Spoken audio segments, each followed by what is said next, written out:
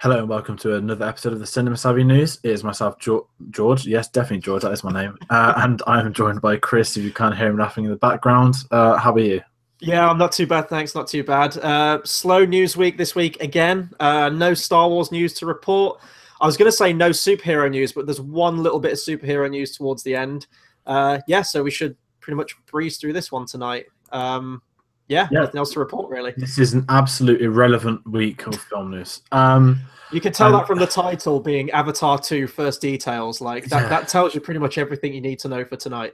and it means I've got to design an avatar thumbnail, and they've all got anorexic images that are meant to fit on a widescreen image, so that it's not going to be the easiest of things to do. But yeah, Avatar film details. I've put Avatar 2, but let's be real here. They're shooting Avatar 2, 3, 4, 5. Not like Blade Runner 2049, Avatar 2345. Probably the year these will actually come out as well. Yeah.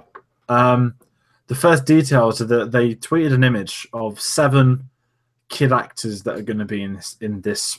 I've got to say, franchise quadrilogy. Do we call it? I guess we'll call it saga. Are they really going for the saga treatment? Nah, it's got to be a quadrilogy for two to 5, isn't it?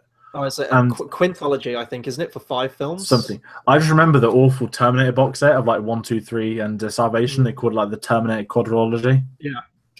Just I think the most. I think that was the first time that I ever saw that name, quadrilogy, was from that Terminator box set. I wouldn't be surprised if it's wrong. Yeah, probably.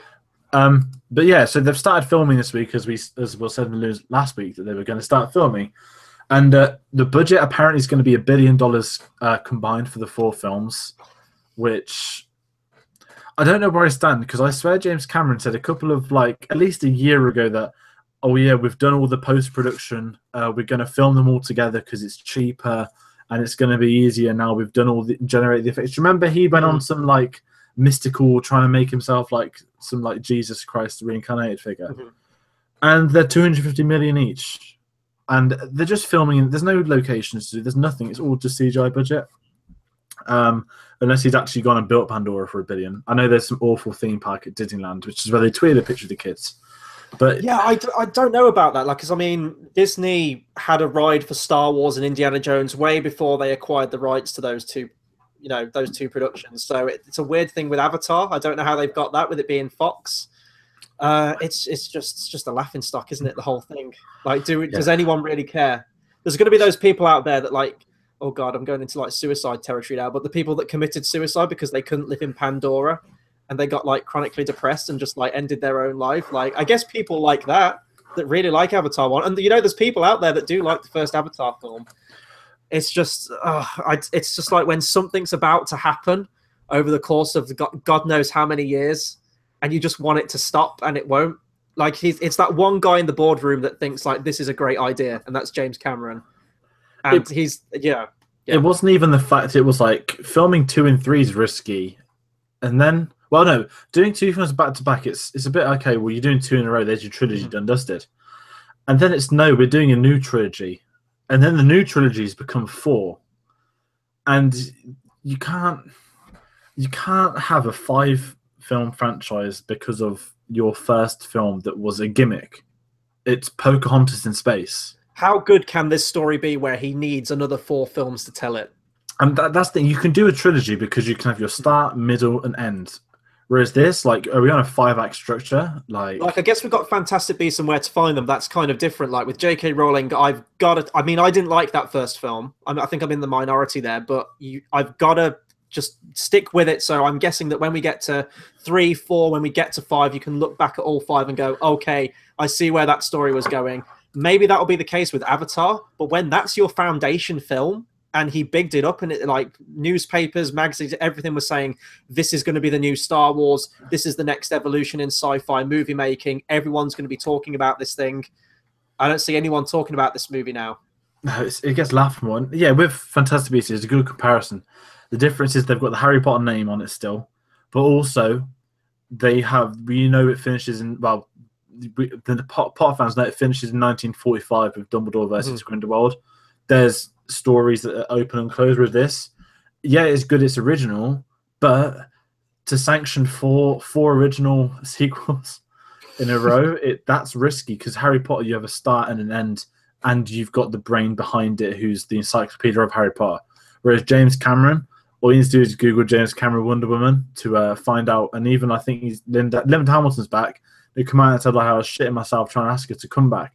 And I told her it'd be like Star Wars. And so he's even comparing it to it. I know that's Terminator, but he yeah, so let's just go into the new actors. I'm not gonna lie, I don't know any of their names. I don't care about their names. They're all it's like Mad Max 3, the set pitch they released. And I was trying to read the description, but it would just have a name and be like, this is like clan like Ku Te or something like that. Like it's not like Skywalker, like that was definitive Skywalker Solo Organa back then.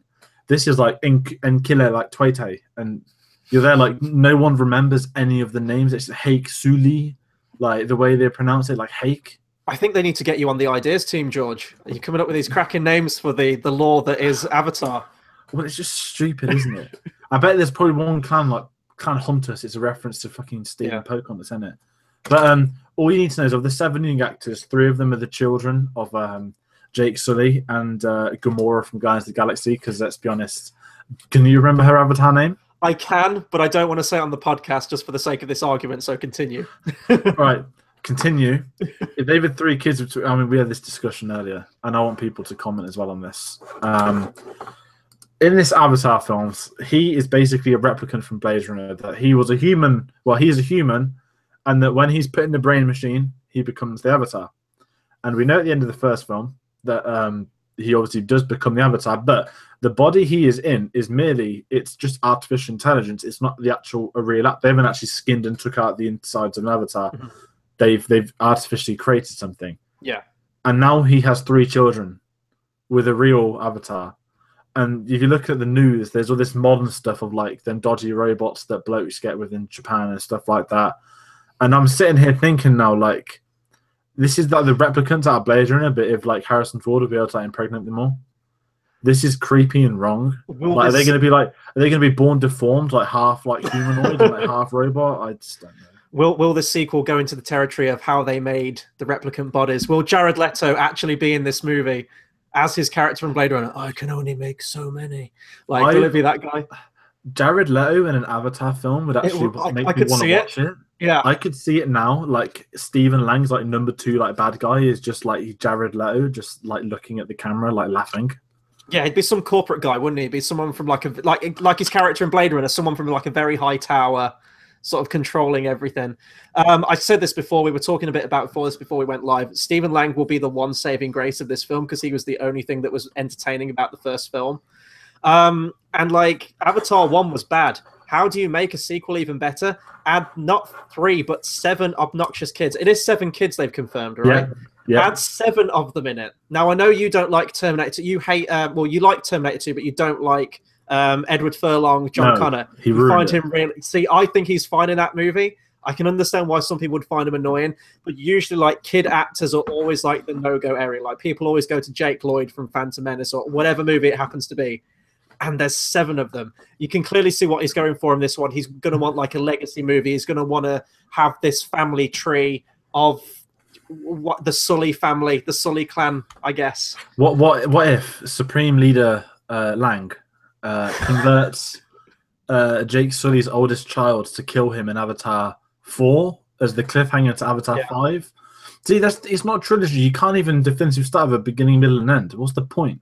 It's like you've got to get a 6 in there. He'll confirm a 6. It seems like every week he's confirming another one. He'll confirm 6, 7, 8, and 9. Yeah, and they'll come in 2040. He'll be like programmed as an android, like past his death, to like direct these Avatar films and just keep it going. That sounds actually awful. It was like years ago that James Cameron was saying, like, I don't want to make those films like I used to make, like Terminator and The Abyss and Alien. I don't want to make films like that anymore. I want to make important films with a message that's relevant to today's audiences. So that's why he decides to make a giant sci-fi epic of blue Smurfs in space fighting humans in mech suits. He just doesn't have a clue, let's be honest. No. And we haven't even finished with James Cameron. We've got to talk about him later on. But let's talk about arguably one of the most informed directors in the world, Denis Villeneuve. I don't know if that's like Denis Villeneuve. Denis, so close. It's half there. Like the Blondie song. Chris opening his music taste there. There we go. He's in talks to direct the Cleopatra biopic. This kind of broke last night. And this is half interesting because I've never seen the original Cleopatra, the one of the sort of the classic 50s, 60s golden age of Hollywood, long films. And when they announced I remember hearing this a couple of years ago that Sony wanted to do a Cleopatra biopic. Because I've never seen the original, I don't know if this is like a remake, or they've said there's a book they're trying to base off, but they want it to be a biopic. But there were questions a couple of years ago when it got announced and nothing ever happened with it. But last night it came out that Denis Villeneuve is I was trying to speak Spanish then. Villeneuve is in talks to direct this film. Like I said to you earlier, the only thing I can see from this is that they've had someone do the impossible and made a Blade Runner sequel. So Sony are trying to get all their guns together to get him to direct the remakes that no one else will touch. Mm-hmm. But I don't know, like with his name attached to a film, now I'm in a position where I want to watch them. I'm totally down for this. Literally, yeah, exactly the same. Like, if his name's attached to it, that's the one thing that's getting me interested in Blade Runner 2049. Like, it is the curiosity, as it is a sequel to a film that I love, but his name attached to it, like, it's got that stamp now. He's definitely a director to watch now for every other project. Cleopatra, it's very different from his other styles of, like, what he's done before, like Prisoners, Arrival, Blade Runner, he's talking about Dune. Like, he seems like he's very set in that sci-fi block at the minute, so maybe this will get him out of that. I own the original Cleopatra film. I think it was, what was it, 63, the original one? Yeah, with Elizabeth Taylor and Richard Burton. I've never watched it. I know at the time it was the most expensive production of a film ever to be made, and that film does look glorious. It's kind of one of those sweeping, cheesy, romantic epics from the 60s. It's probably about 3 hours long, probably over that. I don't know. But I'm guessing this one will be a bit more grounded. I hate that, it'll probably be a lot more mature, I would say, than their take on it from the 60s. Of course, like as the decades age. I'm cool with him directing anything pretty much, but he is in demand, as we say, like Dune, now Cleopatra talks, and our next bit of news as well with Bond 25 as well. Yeah, so a couple of months ago, they had a shortlist of 3 directors for Bond 25. Obviously, it's coming out end of 2019. There's no director yet, but they're expecting filming to start sort of early next year, I guess. Daniel Craig, apparently, he's said to Sony that his personal choice and who he wants to do it is Denis Villeneuve. Again, I would be down with this, but I have to sit there thinking, now we've had the Cleopatra news, could he just attach a name to Cleopatra in a couple of years, do that after he's done this? Because apparently June is still on script writing, so he's obviously got enough time to make a film between that and that. So whether he does Bond or Cleopatra, as a Bond fanatic, I would much rather see him do a James Bond film, especially as it will be Daniel Craig's last one. It would be, I know some people don't like Craig, I don't mind him, but he would get, I do enjoy Spectre, I love Skyfall, I know not many people do, I hate Quantum of Solace, and Casino Royale is one of my favourite Bond films ever made. I'd like him to go out, not in a bang, but I want a really talented guy to do something a bit different, see what risk he'll take. Obviously, you haven't seen Blade Runner yet, but, if he can join in a Harrison Ford film 30 years down the line, and from what the early reactions are, do a fine job doing it, I want to see how he does Bond, because it would certainly be his biggest film to date. But then you've got to, I don't know, it'll be interesting. I want him to do Bond, but if Craig wants him to, I guess that's a good sign, because with the Bonds, they're pretty lenient. They've got a bit of power, and I think they're going to play this by Daniel Craig's rules to let him go out in the best way possible. Yeah, and with any film, you want that close-knit relationship between the director and the lead actor. So if Daniel Craig's given his blessing towards Denis Villeneuve, and that shortlist that came out with the 3 names, I'm forgetting the other 2 directors' names they had on there, but I know they were favouring another guy. Me personally, on that list, Villeneuve was the one I wanted. I think that he would fill the role of director in a logical progression after Sam Mendes is now bowed out. I could see him taking up the role. It would be a different style, I think, but it would still be in keeping with that Daniel Craig line. I know that we really want Nolan, for example, but I think Nolan will come when they do a complete overhaul, new Bond, new start, new everything. That's when you get a Nolan in.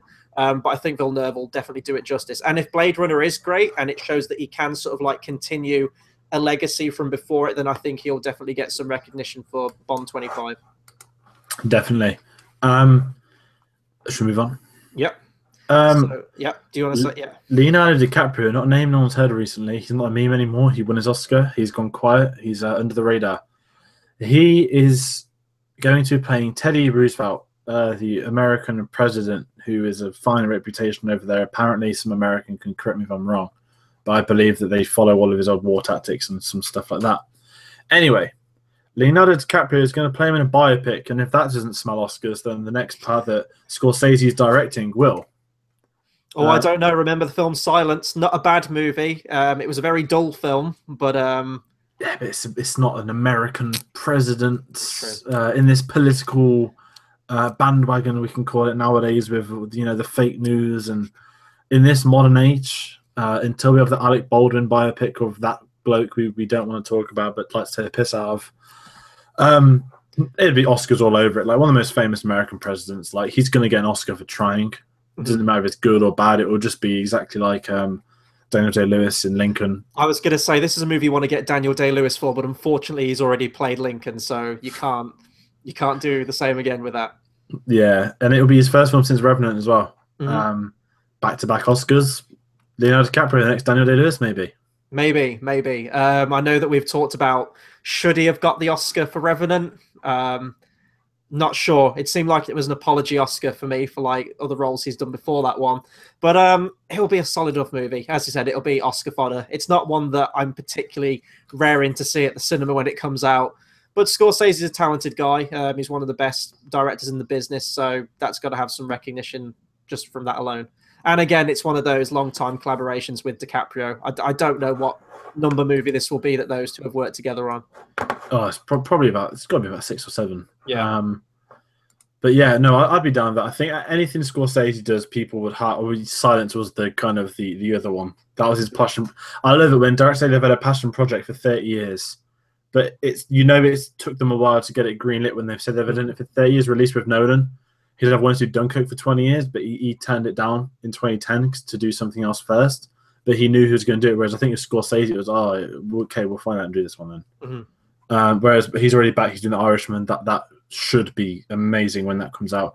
He's got Joe Pesci out of retirement for that one. Yeah, he's got the band back together. He's got Robert De Niro in a serious performance as well, hopefully.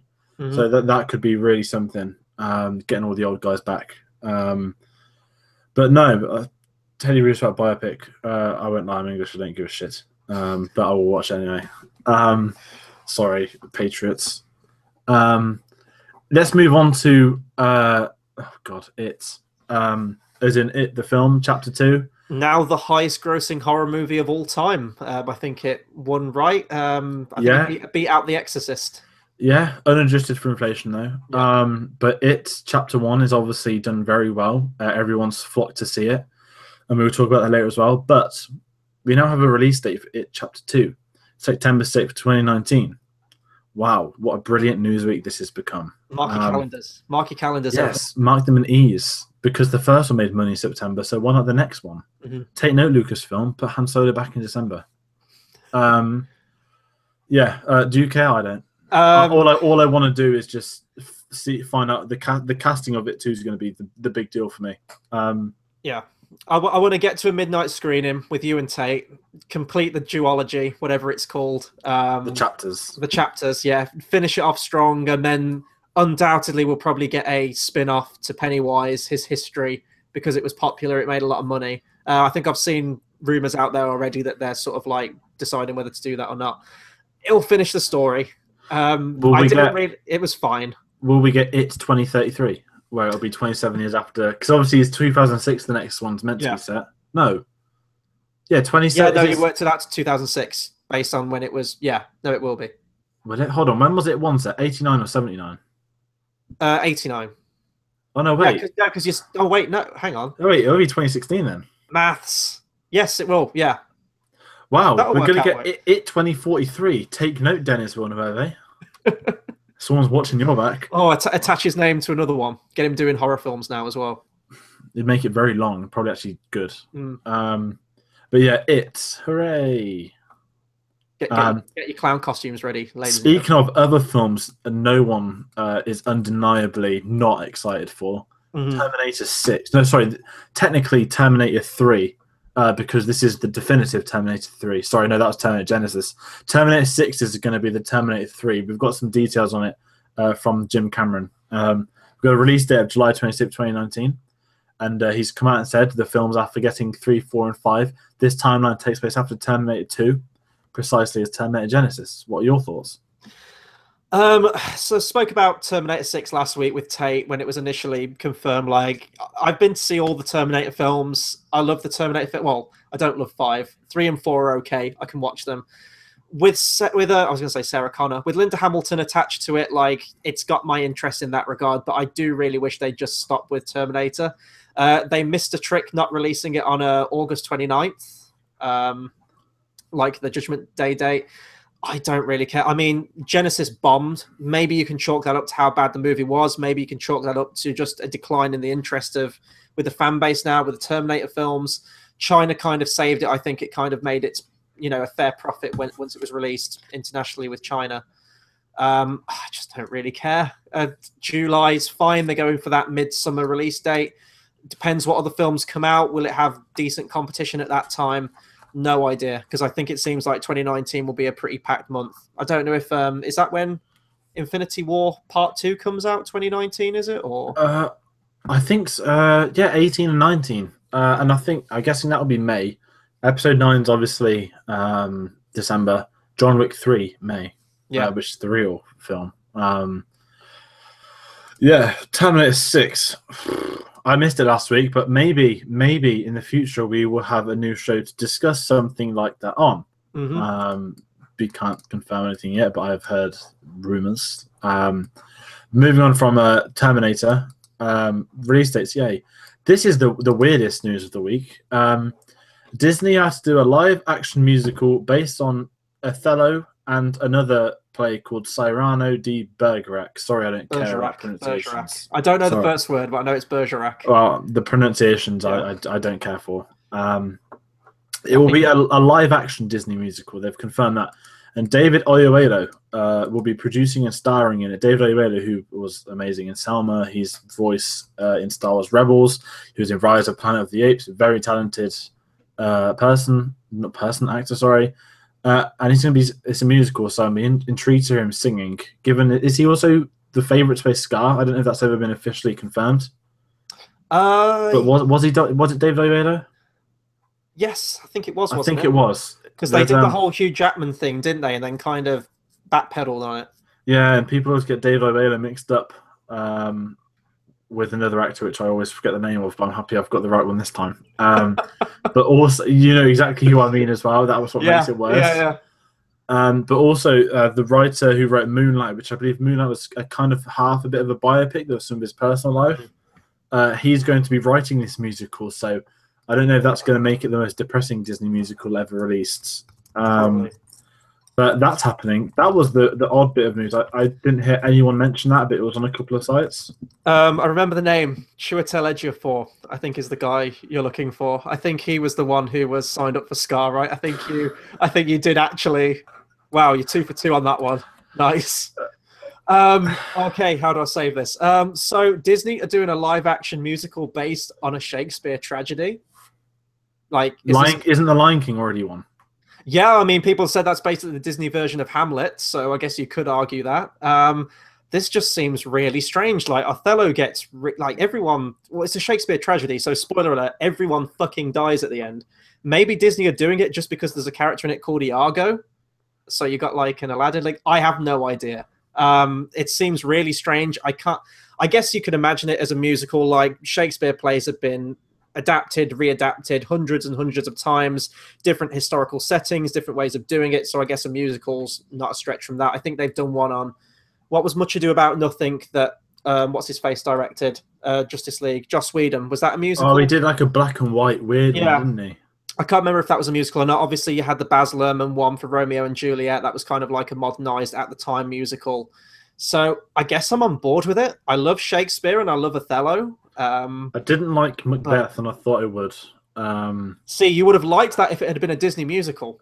I would have liked Macbeth if it spoke in modern English. But I literally got to the cinema, and I was on my. I remember messaging you, and it was the first ever time I've been on my own in a screening. Yeah, and it just had to be the most. Well, it wasn't. It was boring. It was just that I've always hated Shakespeare language. And I don't care if people don't like that, but I did my duties. I did that at GCSEs, and I did Macbeth, which is why I watched it, because I know Macbeth well.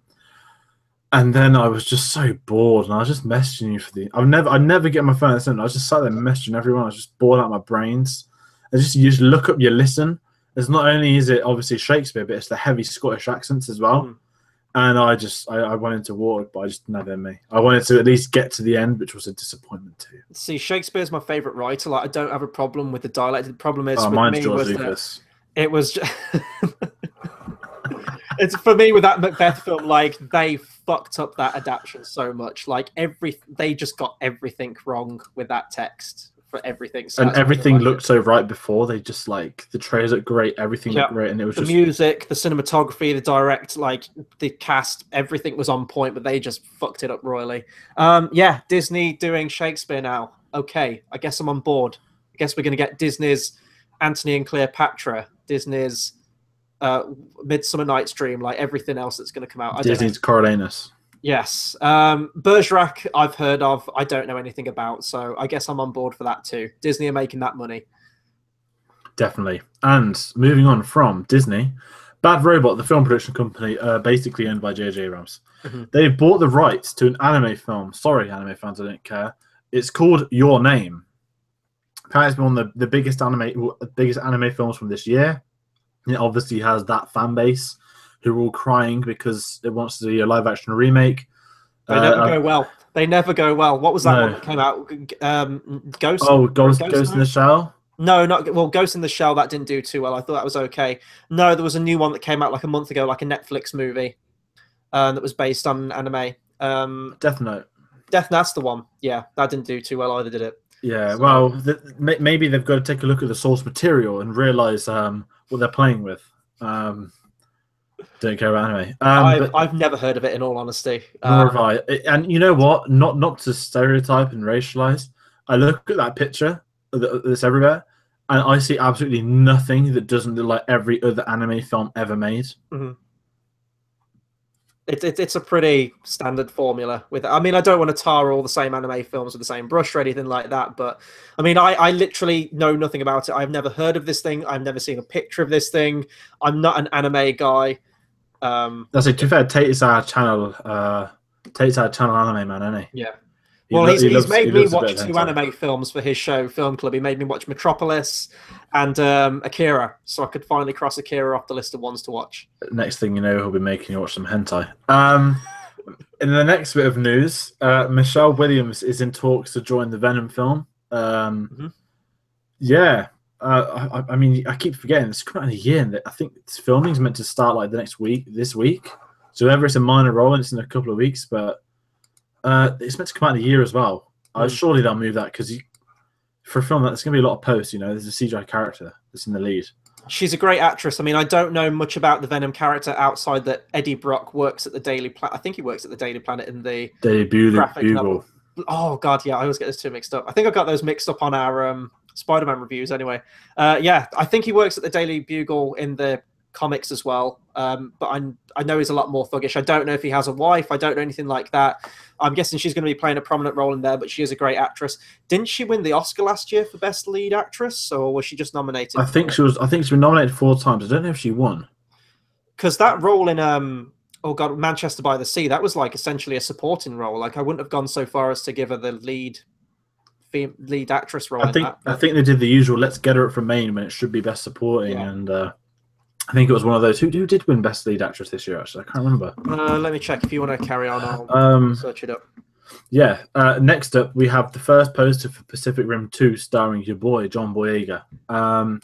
It's a very it's a black and white poster, and there's some bits are covered in gold to make it stand out. A trailer is due next week or the week after. They released a second poster as well. Scott Eastwood doing the exact same thing as John Boyega. So there's that. But Pacific Rim, I'm intrigued. So I didn't mind the first one. I thought it was a good idea, not executed well. So I want to see what Saunders did the second one. Going back to the Oscar winners, Tate's going to hate me. It was Emma Stone from La La Land. Oh, well, it just goes to show that it's been forgotten about already, hasn't it, Chris? Sorry, Tate. I do love that movie, but I did forget that. You have La La Land pops. Oh, God. You have a soul. It's just making pops out of everything now. So yeah, Pacific Rim. I didn't really like the first movie. In terms of a poster, it's fine, I guess. I don't think it's exactly as eye-catching as the poster was for the first Pacific Rim film. I think the first one just had like giant fuck-off robot in the middle of the sea. I think that kind of got your attention. It was like sort of like the head and the shoulders of it, wasn't it? So Yeah. I guess they're kind of they're doing that same thing again with John Boyega. I'm interested to see him in the film. As a poster, I don't think it's that great, but I don't know. Guillermo del Toro's not directing this one now, is he? He's just I producing think it. that's a good thing. Yeah. And John Boyega is also, if they don't know, playing the son of Idris Elba. So it's set some time in the future. And things have changed. And I'm waiting for that trailer to come out. But that's all of our news. It's dead this week. Next up, we've got a box office breakdown. Kingsman debuted at number 1 with 39 million in America, which is fine. It's more than Kingsman 1 did. Slightly underestimated. Slightly under what it was estimated to get at 45, but still decent enough. Had a budget of 100 mil. It's on 105 mil worldwide. It's gonna keep growing. Kingsman will be fine. I don't know if it'll make as much as Kingsman 1, but it's not in a bad month. There's not much coming out. Well, Blade Runner actually, sorry, of course there is. And Thor. But Kingsman, yeah, it's gonna be fine. I knew it'd be fine anyway. I saw it again, and I didn't think I liked it a lot more on the second viewing. I still think it's fine. It's not as good as 1, but I did really enjoy it again. So interesting to see. However, there is that awful Glastonbury scenes. Not just that one bit, but the entirety of Glastonbury is awful in that film. It's like the Quidditch World Cup from the beginning of Goblet of Fire. Yeah, but Glastonbury's like that though. They're just full of hipster like people. They're full of middle class people thinking that they're like sort of like lower class like festivals. I don't know. I'm not really a class system, but if you just look at the people that go to Glastonbury, like this film does a good job of it. Even the shit phrasing, like what stays at Glasgow happens in Glasgow, or all that crap. What's your spirit animal? What's your My spirit guide, animal is a fucking Is it a shark? The fucking shark to fucking eat all these twats. Have you ever seen the In-Betweeners 2? The film? Yes, yeah. Oh, you know the Travelers. Yes, like, the not the acoustic gypsies. guitar. Yeah, that is basically what the Glastonbury people are. And if you have a correlation between people that go traveling are also the same people that go to Glastonbury. White guy with dreadlocks, acoustic guitar. Yeah, all that stuff. Glastonbury. Yeah. They call it Glastonbury, don't they? Don't call it Glastonbury. And I'm kind of there, like, but it's called Glastonbury. I don't call Star Wars Celebration like Star Wars Celeb, do I? I was just I watched a review on Kingsman, and they were saying they drew reference to the thing that everyone calls it the Glastonbury Music Festival throughout the entire of Kingsman to appeal to that wider demographic, because outside countries probably don't know what Glastonbury is just from the name Glastonbury. Yeah, precisely. And they wouldn't want to go there because you have to buy tickets apparently 2 years in advance. You can't. Well, there's a problem. This is the wrong chapter anyway, but you can't resell tickets, so Kingsman's wrong anyway because they've got last minute tickets. But yeah, it was at number 2 with 30 mil. It's just crossed 500 mil worldwide today. The highest grossing horror film ever made. That's big money. That's on Dunkirk's money. I know what I'd rather watch again though. But it's just people caught up in a clown fetish. They need to grow up. I think it's become a meme more than it is a film now. Yeah, no. The best things that I've seen come out of that movie have been the pop pop pop rap meme and the dancing Pennywise. That's the best. He dances to any song. The worst bit is someone at work. He always calls me Georgie, but I didn't work with him for a couple of weeks, and he didn't watch the film, but he comes and says, "Hey Georgie," and I was there, like, "Whoa, like here we go." But then I realized he doesn't watch films. But that was a bit creepy for a couple of hours. But yeah, and Lego Ninjago, which I didn't even know came out last week. That's how dead this film is. Entered at number 3 of 20 million. It's the lowest Lego opening weekend. Batman got 53 mil. Lego Movie got 60 mil. This had 20 mil. And they thought this was going to get like 35, 40. Like this completely like went under the radar. Like when you even look at like, it's almost like the parents have the kids at home. They all went to watch It and Kingsman. Like no child's going to be any of them. But it just looks awful. Like it doesn't look. I've seen the trailers. To me, it's a weird project for them to do. Like Lego Movie, that surprised everyone. I think like that's probably one of my favorite animated films ever made. Genuinely caught me by surprise. Lego Batman. Batman's an established character. He's got this whole history. We know the characters. There's like 75 years of comic books they can draw a reference from. But then Ninjago is just kind of that TV show that's directly catered to kids. And there's probably going to be a few jokes in there that are for the adults as well. But I'll be seeing it. There'll be a review on it. But yeah, it's just, will this decline of these Lego movies continue? I think Lego Movie 2 will make good money. The Lego Batman was a risk. I didn't mind it, but I think that was more of a hesitant spin-off because of how well the first film did. But like Lego Ninjago. It's just oversaturation, isn't it? It's just the classic. Yeah. You know, when they get a good thing, they'll keep pumping them out, and then The thing they do Lego TV series, it should have just been a Lego series with a bit of money put in. There was no need for that to be a film at the box office. I don't think any kids. I mean, especially this month, like if you look at kids, they all want to watch Thor. Like kids love Thor. They'll be watching him at the end of this month. Well, technically in a couple of weeks, but yeah, I just don't see it appealing to that many kids either. Like they'd probably rather watch Lego Batman again or something else. But yeah, and then looking at the box office for this weekend coming up, it was not under the plan, but American Made, starring Tom Cruise, they reckon it's going to debut at about 15-20 mil, which will be number 2 to Kingsman, which they reckon could get about 30 mil. I'll say that's already been out for us in the UK, hasn't it? American Made.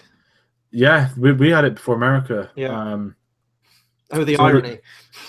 Yes. They're going to cry because we got Star Wars one day before them. Yeah. Yet here they are getting every Pixar film like 6 months early. Guess what? We get Thor Ragnarok first again by like a week, don't we? Is it a week? Yeah, we get on a Tuesday this year. I think it's because it's half term. Just go at midnight straight after work. But yeah, American Made is going to debut at number 2. The Kingsman is going to retain number 1. I'm going to assume that Mummy's not the Mummy. What? It's going to slyly come in at number 3. In a surprise turn of events, The Mummy gets back into the top 5. That's 2 Tom Cruise films in the top 5, ladies and gentlemen. I think I was just thinking about Tom Cruise and just him running away from the Mummy. Do you know what was depressing? I watched Kingsman 1 like a couple of weeks ago, and Giselle was just She's so good.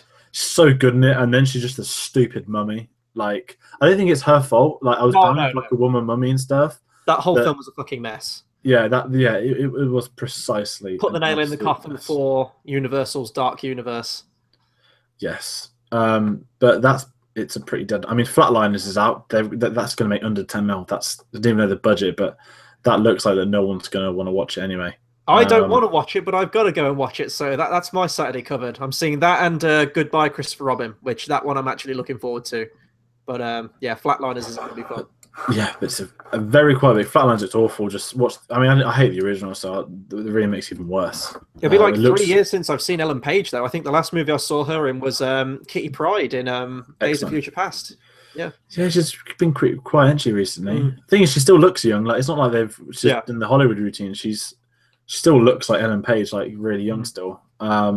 Well, I mean, they're still playing high school kids in Flatliners, I think. They're like university students, are they? Like college students or kids. Something? Yeah. It's just, I didn't even know it's come out till you messaged me yesterday. But yeah, it's been a pretty dead week. We will have a review out. Tate's on holiday. So we'll be doing some more stuff when he's back. Hopefully we've got some stuff to do. We need to announce new Battle of the Brackets because we haven't got one for September. Yes, we need to get on one. Will we get it out in September? Probably not. We'll probably have to roll it over into October. But there is a Thor film out, so maybe there's some ideas, or Blade Runner, or there's plenty of things we can do for Battle of the Brackets, but we will try and get that as soon as we can because they're always good fun. But this has been the Cinema Savvy News. As you can tell by if you're still listening, the Avatar 2 was our main details. That's everything you need to know about the news this week. And hopefully next week we've got something fun or at least big to talk about. But I have been George. I have been Chris. Is this the new outro we're doing now? I don't know. I don't know outros. It's a good night from me. It's a good night from him. Yes, yes, precisely. No, well, I'm not that good. I'm going to do Tate's bit where he talks about subscribing to the bell. Apparently, it notifies you of things. Sounds pretty dumb. I'm guilty of that too. So that's not all on Tate. I'm guilty of that too. But I'm used to the normal like, comment, share, subscribe.